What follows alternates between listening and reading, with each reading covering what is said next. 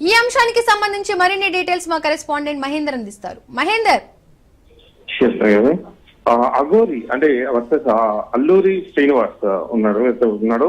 మరి హైదరాబాద్ పోలీసులు అయితే తను అరెస్ట్ చేశారు. నాసింగ్ పోలీస్ స్టేషన్ లో అఘోరిని పరిధిలోకి తీసుకున్నారు. ఆ విచారణ నిమిత్తం ముందుగా తను మెడికల్ టెస్ట్ల కోసం చేవెళ్ల ప్రభుత్వం తీసుకొని తర్వాత తన్ని సంగారెడ్డి సబ్ జైలుకి అయితే తరలించడం జరిగింది. ఎంటైర్ తెలుగు రాష్ట్రాల్లో సోషల్ మీడియాలో కావచ్చు, మా ప్రధాన మెయిన్ స్ట్రీమ్ మీడియాలో కావచ్చు, ఎక్కడ చూసినా కూడా అఘోరి అనేటట్టుగా మొత్తంగా చేసినటువంటి ఈ శ్రీనివాస్ ను పోలీసులు అయితే అరెస్ట్ చేశారు. తనకు తాంత్రిక శక్తులు ఉన్నాయని ఒక మహిళను మోసం చేశారు. తాను ఫిబ్రవరిలో కేసు పెట్టింది మోకిలా పోలీస్ స్టేషన్ లో. అలాగే ఆ డబ్బులు అడిగిన కొందరిని బెదిరించినట్టుగా కూడా కేసులు నమోదయ్యాయి. అరెస్ట్ కూడా వాళ్ళ కేసుల్లో మొత్తానికి అయితే అఘోరి శ్రీనివాస్ ను అయితే అరెస్ట్ చేసి సంగారెడ్డి జైలుకి అయితే తరలించారు.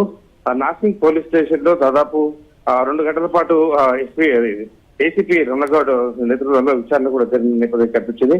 దానికి అఘోరిపై అయితే చాలా వరకు ప్రజల్లో చాలా వరకు కూడా పోలీసులు కంప్లైంట్ పెట్టారు. అరెస్ట్ చేయాలి, ఇలాంటి వాడు బయట తిరగొద్దు అనేటువంటి చాలా వరకు కూడా వచ్చిన నేపథ్యంలో మొత్తానికి ప్రజల నుంచి డిమాండ్ కూడా రావడంతో ఈ విషయం పైన తెలంగాణ ప్రభుత్వం చాలా సీరియస్ గా ఉంది. అలాగే సీరియస్ గా దృష్టి సాధించాలని పోలీసులకు ఆదేశించింది.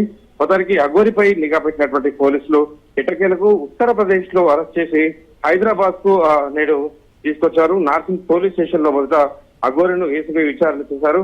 సైబరాబాద్ మోకిలా పోలీస్ స్టేషన్ లో చీటింగ్ కేసుతో పాటు బెదిరింపుల కేసులో కూడా అదుపులోకి తీసుకుని అఘోరిని అరెస్ట్ చేశారు.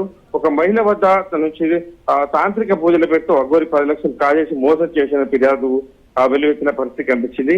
తదనంతరం అక్కడ అయితే విచారణ తర్వాత తనని చేవెళ్ల ప్రభుత్వ ఆసుపత్రిలో వైద్య చికిత్స నేపథ్యం ఆ తర్వాత జడ్జి ముందు హాజరుపరిచారు. ఆ జడ్జి 14 రోజుల రిమాండ్ నేపథ్యంలో సంగారెడ్డి జైలుకి అయితే పంపించడం జరిగింది. అలాగే ఈ అఘోరి శ్రీనివాస్ ని ఈ మధ్య కాలంలో పెళ్లి చేసుకోవడం ఇవన్నీ కూడా అంటే దాదాపు సోషల్ మీడియాకు ఒక ఉపాధి చూపించాడు అనుకోవచ్చు. సోషల్ మీడియా విస్తృత చేష్టల్లో అఘోరి పాత్ర అంటే ఏది కూడా సై అంటే సై, నేనంటే నువ్వన్నట్టుగా ఈ సోషల్ మీడియాలో అలాగే ఈ యూట్యూబ్ ఛానల్ మొత్తంగా కూడా ఈ అఘోరిని తెర మీద తీసుకొచ్చాయి. ఇష్టం వచ్చినట్టుగా అంటే ఏ ప్రధాన వార్తలైనా పక్కన పెట్టేసి ఎక్కడ ఏ సమస్యలే లేవన్నట్టుగా ఎక్కడ చూసినా అఘోరి అన్నట్టుగా ఆ రకంగా ఇటు తనను అఘోరిని వాడుకోవడం, ఆ రకంగా తమ వ్యూవర్షిప్ కోసము లైక్ల కోసము ఇలా యూట్యూబ్ రెవెన్యూ కోసం ఇష్టం వచ్చినట్టుగా యూట్యూబ్ ఛానల్ ని దాదాపు ఈ అఘోరిని అయితే ఎంకరేజ్ చేశాయి.